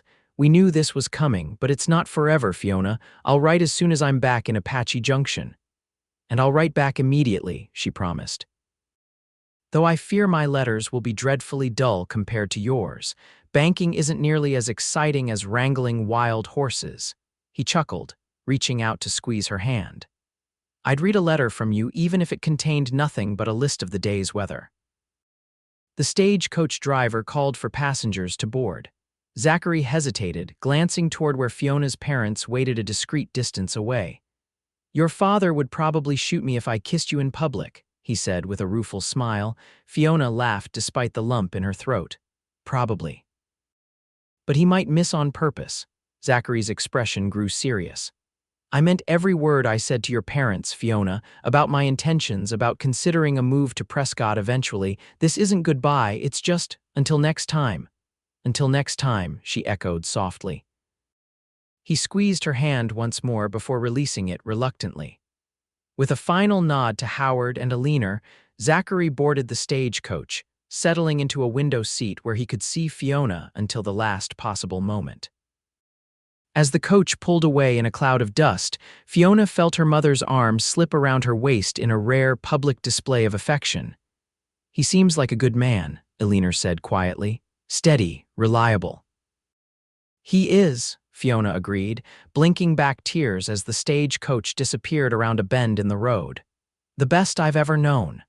The weeks following Zachary's departure settled into a new routine. Fiona began her position at the bank, starting with the most basic tasks: filing, correspondence, simple bookkeeping under her father's watchful eye. The work was challenging in its precision, but Fiona found she had a natural aptitude for numbers and organization that pleased her father immensely. True to his word, Zachary wrote as soon as he returned to Apache Junction. His letters arrived weekly after that, filled with stories of life at the Carson Ranch, news from Mrs. Peterson and the other boarders, and always, without fail, expressions of his growing feelings for Fiona. "I miss seeing your smile," he wrote in one letter. "I find myself looking up whenever the boarding house door opens at supper time, expecting to see you there with a pot of coffee and that little furrow between your brows that appears when Mr. Jenkins is being particularly difficult." Fiona treasured each letter, reading and rereading them until the paper grew soft at the creases. In her replies, she shared details of her new life in Prescott, her progress at the bank, her gradual reintegration into the social circles her parents frequented, the slow rebuilding of her relationship with her father. "He asked my opinion on a loan application today," she wrote excitedly in November. "A small matter, to be sure, but the fact that he valued my judgment enough to seek it means more than I can express." As autumn deepened into winter, bringing cooler temperatures and occasional snow to the higher elevations around Prescott, Fiona found herself thinking of Zachary with increasing frequency. Their correspondence had maintained the connection begun in Apache Junction, but letters were a poor substitute for his physical presence, for the warmth of his smile and the steadiness of his gaze. "Mother asked when you might visit again," she wrote in early December. "I confess I find myself wondering the same thing. Prescott is lovely in winter, especially when the snow dusts the pine trees like sugar. I think you would find it quite different from the desert landscapes you've described in your letters." His response came swifter than usual, carried by a rider from one of the ranches near Apache Junction who was traveling to Prescott on business. "Mr. Carson has granted me leave for the Christmas season," Zachary wrote. "If the weather permits and the roads remain passable, I could be in Prescott by December 20, staying through the new year. Would such a visit be welcome? I find myself counting the days until I might see your face again." Fiona's heart soared at the prospect of seeing Zachary again after nearly 3 months apart. With her parents' blessing, she wrote back immediately, assuring him that his visit would indeed be most welcome and that her mother was already planning the Christmas dinner menu with his arrival in mind. The days leading up to Zachary's expected arrival passed with agonizing slowness for Fiona. She threw herself into preparations, helping her mother decorate the house with pine boughs and red ribbons, selecting small gifts for Zachary and her parents, practicing Christmas carols on the piano in the evenings. On December 19, a winter storm descended on northern Arizona, dropping several inches of snow on Prescott and making travel treacherous. Fiona watched anxiously from the windows of her parents' home, fearing that Zachary's journey might be delayed or even canceled due to the weather. "The stagecoach will still run unless conditions worsen significantly," her father assured her, noting her distress. "Mr. Langford seems a determined young man. I doubt a little snow would deter him." True to Howard's prediction, the stagecoach from the south arrived in Prescott on the afternoon of December 20, only slightly behind schedule. Fiona, bundled in her warmest coat and scarf, waited at the station with barely contained excitement, scanning each face as passengers disembarked. And then, suddenly, there he was, Zachary Langford, looking somewhat travel-worn but wonderfully, gloriously familiar. He spotted her immediately, his tired expression transforming into a smile that seemed to warm the winter air. "Fiona," he said simply as he reached her, his voice rough with emotion. "You made it," she replied, her own voice hardly more than a whisper. "I was afraid the snow might delay you." He shook his head, never taking his eyes from her face. "Nothing short of an avalanche could have kept me away." There was so much Fiona wanted to say, so many feelings that had grown and deepened during their separation, but this was neither the time nor the place for such confessions. Instead, she gestured toward where a hired carriage waited to take them to her parents' home. "Mother is eager to see you," she said. "She's prepared your favorite dessert, apple pie, if I recall correctly." Zachary smiled, placing his bag in the carriage before helping Fiona up into the seat. "You remember that. I think I mentioned it once, months ago." Fiona felt a blush warm her cheeks despite the cold. "I remember a great deal about our conversations, Mr. Langford." The ride to the Lawson home was filled with easy conversation as they caught up on news too immediate or too personal for their letters. Zachary spoke of the success he'd had training a particularly difficult stallion for Mr. Carson, while Fiona shared her father's praise for her work organizing the bank's year-end accounts. Yet beneath the casual exchange ran a current of unspoken emotion, evident in the way their eyes met and held, in the careful distance they maintained on the carriage seat, in the way their hands seemed drawn to each other despite propriety's demands. Eleanor and Howard welcomed Zachary warmly, ushering him into the parlor where a fire blazed in the hearth, chasing away the winter chill. Over hot cider and freshly baked cookies, they discussed his journey, the weather, and plans for the Christmas celebrations to come. "We traditionally attend the Christmas Eve service at the church," Eleanor explained, "followed by a small gathering here with a few close friends. On Christmas Day, we have a family dinner, just the three of us four this year with you joining us." "I'm honored to be included in your family traditions, Mrs. Lawson," Zachary said sincerely. Later, after Zachary had been shown to the guest room to refresh himself before supper, Eleanor found Fiona in the kitchen, ostensibly checking on the roast, but in reality simply trying to calm her racing heart. "He looks at you as if you've hung the moon and stars, my dear," Eleanor observed with a knowing smile. "And unless I'm very much mistaken, you return the sentiment with interest." Fiona couldn't deny it. "I've missed him terribly, Mother, more than I expected to." "Love often grows stronger with distance," Eleanor said softly.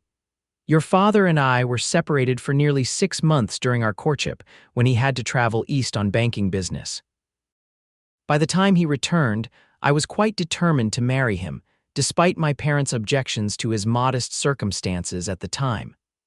Fiona looked at her mother in surprise. She had never heard this particular story of her parents' early relationship. "Grandfather and grandmother objected to father?" Eleanor nodded, her expression nostalgic. "Oh yes, they had their hearts set on a match with the son of a wealthy Boston merchant, but I knew my own mind just as I suspect you know yours." The Christmas season passed in a whirl of activities, church services, social gatherings, quiet evenings by the fire playing cards or reading aloud from Dickens. Throughout it all, Zachary integrated seamlessly into the Lawson family's traditions, his easy charm and genuine interest in others winning over even Howard's remaining reservations. On Christmas morning, after gifts had been exchanged and exclaimed over, Howard surprised everyone by presenting Zachary with a small box. "This isn't precisely a Christmas gift," he explained as Zachary looked at the box in confusion. "Rather, it's a token of my esteem and my blessing should you decide to pursue certain matters we've discussed privately." Fiona glanced between her father and Zachary, puzzled by the cryptic statement. What matters had they discussed without her knowledge? Zachary opened the box to reveal a handsome pocket watch, silver with an intricately engraved case. His expression as he looked up at Howard was one of profound gratitude and respect. "Thank you, sir. I'll treasure it always." The moment passed without further explanation, but later that afternoon, as Fiona and Zachary took advantage of a break in the weather to walk in the snow-covered garden behind the house, she couldn't resist asking about the mysterious exchange. "What matters have you and father been discussing privately?" she inquired, her breath forming small clouds in the crisp air. Zachary smiled enigmatically. "Matters of importance, matters of the future." "You're being deliberately vague, Mr. Langford," Fiona accused. Though her tone was light, he laughed, the sound rich and warm in the winter stillness. "Perhaps I am. But some conversations should remain between a father and the man who hopes to court his daughter with increasingly serious intentions." Fiona's heart skipped a beat at the implications of his words. "Increasingly serious intentions." Zachary stopped walking, turning to face her directly. Snow was beginning to fall again, tiny flakes catching in his dark hair and on the shoulders of his coat. "Fiona," he said softly, "these past months apart have only confirmed what I began to suspect in Apache Junction. You are the most remarkable woman I've ever known, brave, intelligent, kind despite every reason not to be. I find myself thinking of you constantly, looking forward to your letters as the brightest part of each week." He took her gloved hands in his expression earnest. "I spoke with your father yesterday, asked his permission to court you formally, with the intention, if you're willing, of eventually asking for your hand in marriage." Fiona's breath caught in her throat. Though she had begun to hope for such a development, hearing the words spoken aloud made her heart race with a mixture of joy and lingering fear. "And what did Father say?" she asked, her voice hardly more than a whisper. Zachary's smile was warm enough to melt the snow around them. "He said that while he still has reservations about my profession and financial situation, he respects my character and believes I would treat you with the honor and devotion you deserve. He gave his conditional blessing, pending my ability to establish a more stable situation here in Prescott." "And can you," Fiona asked, hope rising in her chest, "establish yourself here, I mean?" He nodded, his eyes never leaving hers. "I've been corresponding with several ranchers in the area based on Mr. Carson's recommendations. There's a position available at the Double Bar Ranch just outside of town, not as a common ranch hand, but as head wrangler, overseeing the training of horses and the men who work with them. It's a considerable step up from my current position, with better pay and a small cabin of my own on the property." "You've been planning this," Fiona realized, touched by the extent of his preparations. "All these months while we were writing letters." "I wanted to be sure," Zachary said simply. "Sure of my feelings for you, sure that I could provide a decent life for you, sure that I wasn't asking you to sacrifice the security you've found here with your family." A lump formed in Fiona's throat at his thoughtfulness. Gabriel Harper had promised her the moon without any intention of delivering even the smallest star. Zachary Langford promised only what he knew he could give: his heart, his honest labor, his unwavering respect and devotion. "When would you move to Prescott?" she asked, her mind racing with possibilities. "Mr. Carson has asked me to stay until March to help with the spring foaling. After that, I'd be free to take the position at the Double Bar." He hesitated, then added softly, "If you want me to, that is. I won't presume to know your feelings, Fiona.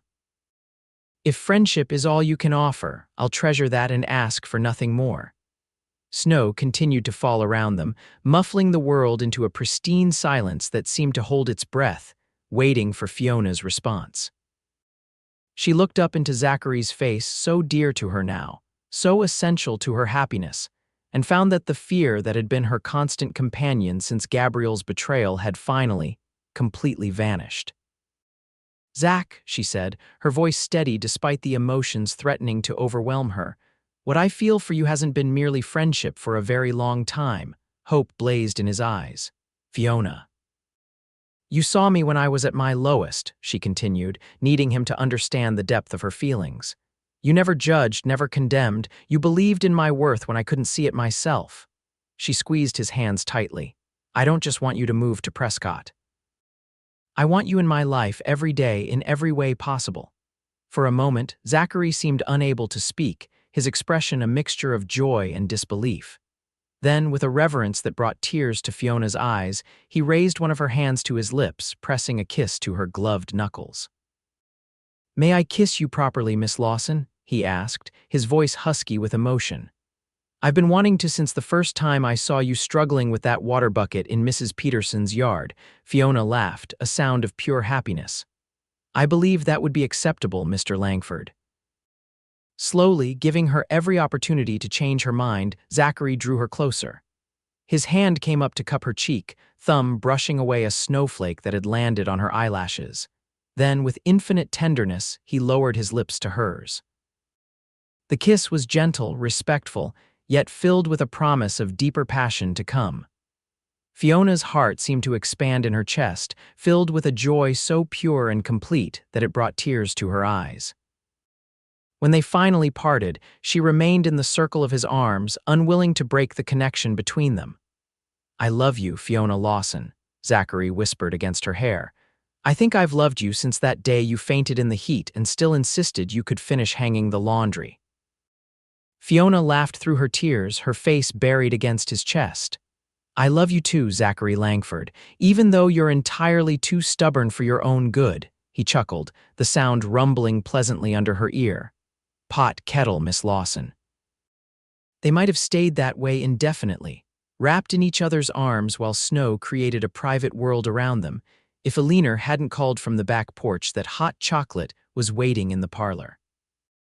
With reluctance, they separated, though Zachary kept firm hold of Fiona's hand as they made their way back to the house. At the door, he paused, looking down at her with an expression of such tenderness that it took her breath away. "I meant what I said about formal courtship," he said quietly. "I intend to do this properly, Fiona. You deserve nothing less." She nodded, understanding his need to honor her with the traditional steps of courtship despite the declarations they had already made. "I wouldn't have it any other way." The remainder of Zachary's visit passed in a golden haze of happiness for Fiona. Though they were rarely alone together, every shared glance, every accidental brush of hands, every smile exchanged across a crowded room reinforced the bond between them. On New Year's Eve, with her parents' smiling permission, Zachary claimed the traditional midnight kiss, sealing their hopes for the year to come with a touch so sweet it brought tears to Fiona's eyes. All too soon, it was time for Zachary to return to Apache Junction. The morning of his departure, as they stood once more at the stage-coach station, the goodbye was both easier and harder than the last easier because they now had concrete plans for reunion. Harder because their feelings had deepened so significantly during his visit. "March will be here before we know it," Fiona said, trying to sound more confident than she felt. Zachary nodded, his eyes drinking in her face as if committing every detail to memory. "I'll write every week, and I'll be counting the days until I can call Prescott and you home."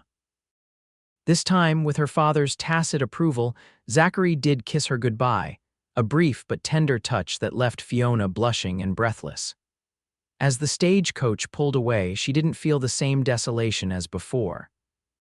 Now there was certainty where once there had been only hope, certainty of Zachary's love, certainty of a future together, certainty that her heart had chosen wisely this time.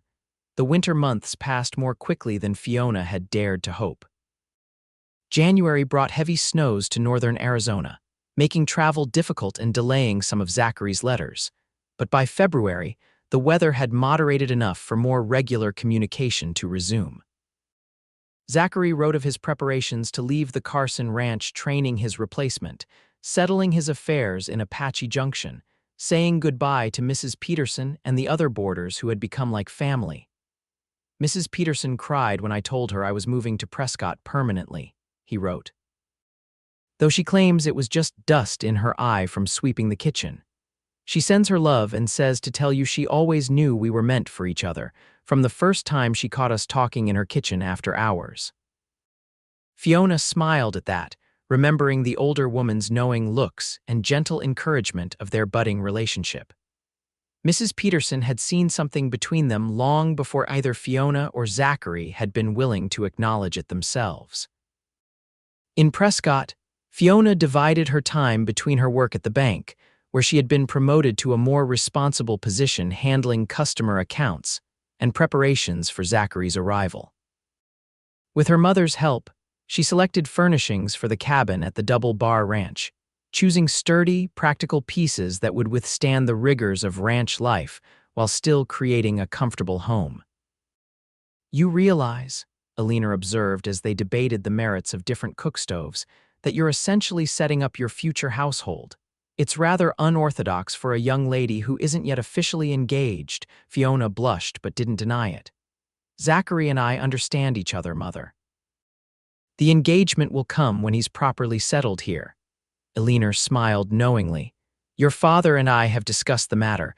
We believe a summer wedding would be lovely, assuming Mr. Langford formally proposes soon after his arrival in March." The casual mention of a wedding sent a thrill through Fiona. Though she and Zachary had spoken of marriage as an eventual goal, the reality of it, of becoming his wife, of building a life together, still seemed almost too wonderful to be true. March arrived with the first hints of spring crocuses pushing through the melting snow, longer days filled with strengthening sunlight, birdsong returning to the trees around Prescott. And with it came the letter Fiona had been waiting for, announcing Zachary's imminent departure from Apache Junction. "I've settled all my affairs here," he wrote. "Mr. Carson has been exceptionally generous, providing not only a glowing recommendation to Mr. Thompson at the Double Bar Ranch, but also a parting bonus that has substantially increased my savings. I plan to leave on the 15th, arriving in Prescott on the 17th if all goes well. The thought of seeing you again, of beginning our life together in earnest, makes these final days of waiting almost unbearable.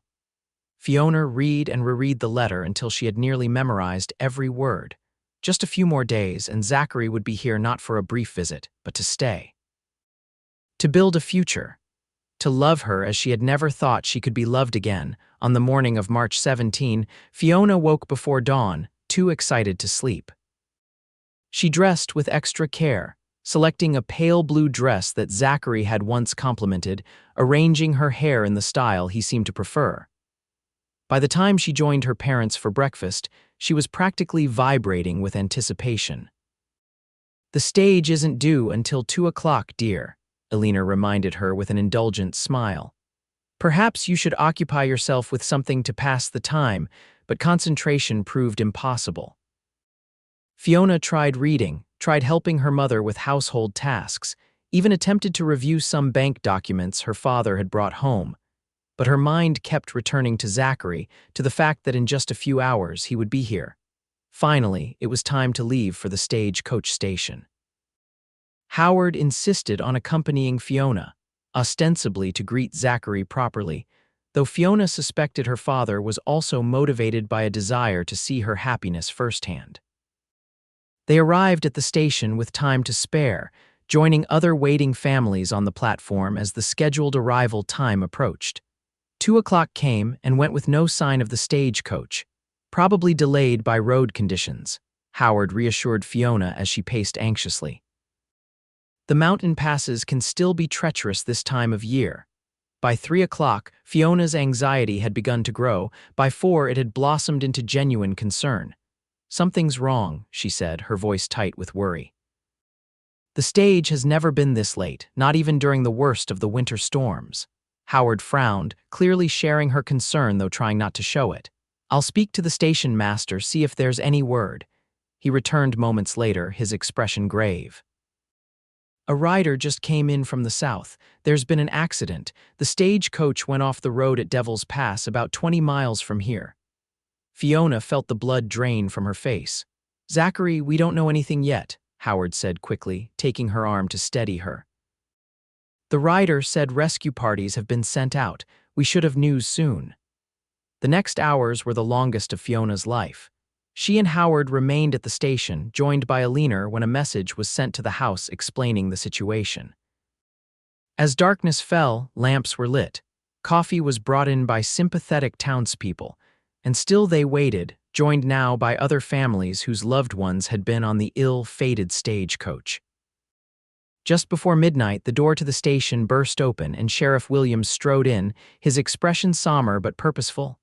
"We've found survivors," he announced to the room at large. "The coach is badly damaged, but it landed in a snowbank, which cushioned the fall for some of the passengers. Doc Miller is treating the injured at his office now." A collective gasp went up from the waiting families, followed by a barrage of questions. The sheriff raised his hands for quiet. "I don't have details on individual passengers yet. If you'll all proceed to the doctor's office in an orderly fashion, you can see for yourselves who's there." Fiona was already moving toward the door, her parents close behind. The doctor's office was only 2 blocks from the station, but the walk seemed interminable, each step weighted with fear and desperate hope. The small waiting room was crowded with people when they arrived, family members anxiously scanning the faces of those being treated for their loved ones. Fiona pushed through the throng, her eyes darting from patient to patient, looking for the one face that mattered more than any other. And then there he was. Zachary sat on a bench against the far wall, his left arm in a sling, a bandage across his forehead but gloriously, wonderfully alive. His eyes, scanning the crowd much as hers had been, lit up when they found her. "Fiona," he called, his voice hoarse but strong. She was across the room in moments, mindful of his injuries but unable to stop herself from touching him, reassuring herself that he was real, that he was here, that he was safe. "You're hurt," she said, tears flowing freely down her cheeks as she gently touched the bandage on his forehead. Zachary caught her hand, bringing it to his lips. Just a broken arm and a few scraps and bruises, nothing that won't heal. His eyes never left her face, drinking in the sight of her as if she were water and he a man dying of thirst. I thought I might not see you again when the coach went over that embankment. The simple admission broke something in Fiona. With a small sob, she leaned forward, pressing her forehead gently to his uninjured shoulder. Don't ever scare me like that again, Zachary Langford. I couldn't bear it. His good arm came around her, holding her close despite the propriety they were undoubtedly violating in this public setting. I promise, he murmured against her hair. I'm not going anywhere, not ever again. Eventually, Dr. Miller discharged Zachary into the Lawsons' care, with strict instructions for rest and careful monitoring for any signs of complications from his head injury. Howard insisted that Zachary stay at their home rather than attempting to reach the Double Bar Ranch in his condition.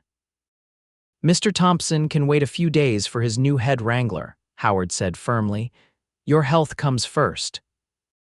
It was a mark of how far their relationship had come that Zachary accepted the offer without argument, allowing himself to be installed in the Lawsons' guest room with Fiona as his primary caretaker under Aliner's watchful supervision.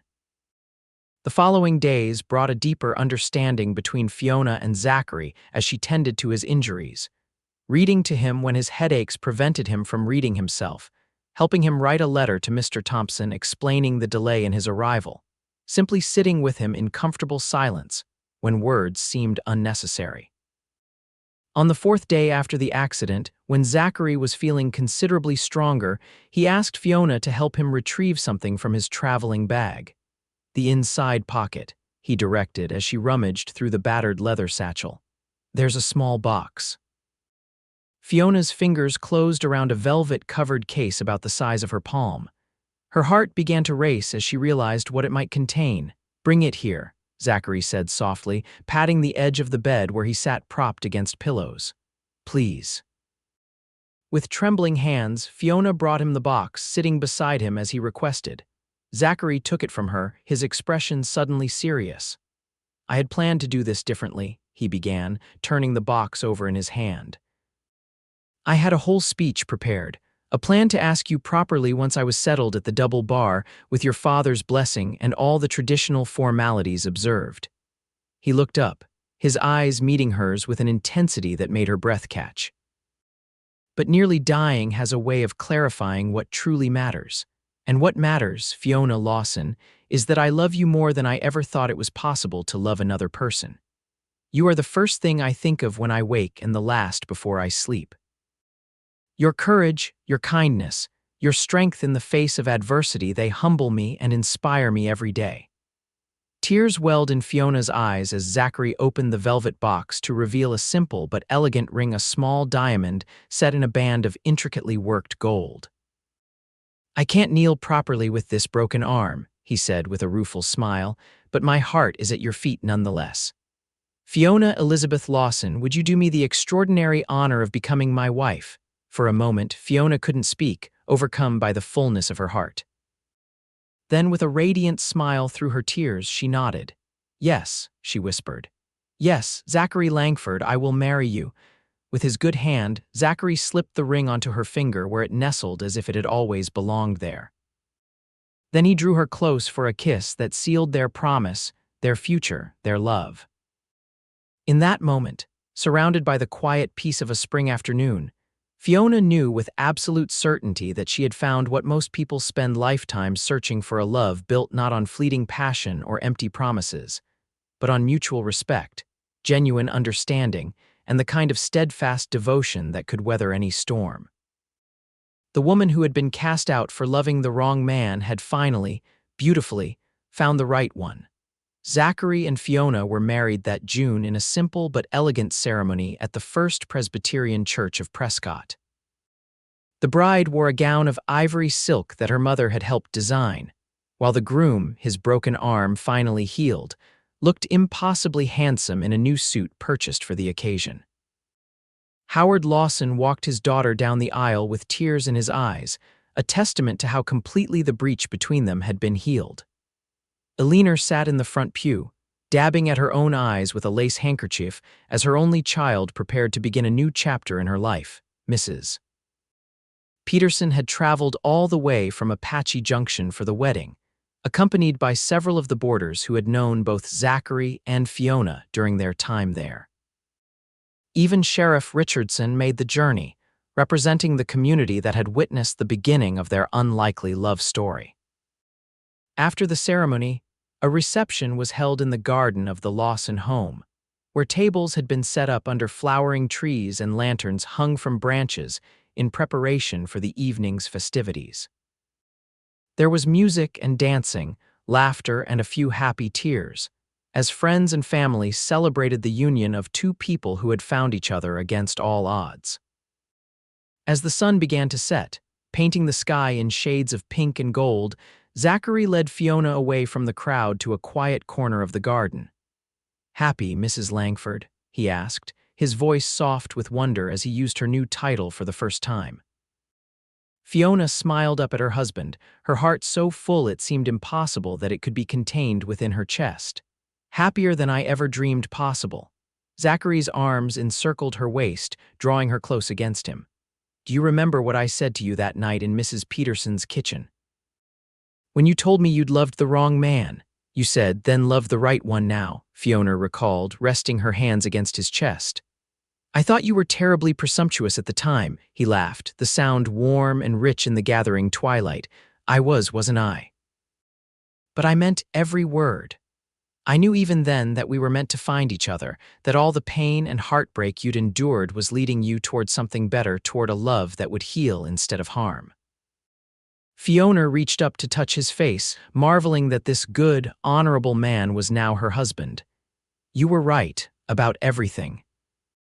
In the distance, music played and guests laughed, but in their private corner of the garden, time seemed suspended as Zachary lowered his lips to hers in a kiss that promised a lifetime of such moments, quiet, perfect intervals of connection in a world that would now be navigated together, as one. Zachary and Fiona Langford began their married life in the small cabin at the Double Bar Ranch, where Zachary quickly proved his worth as head wrangler, earning the respect of both the ranch owner and the men under his supervision.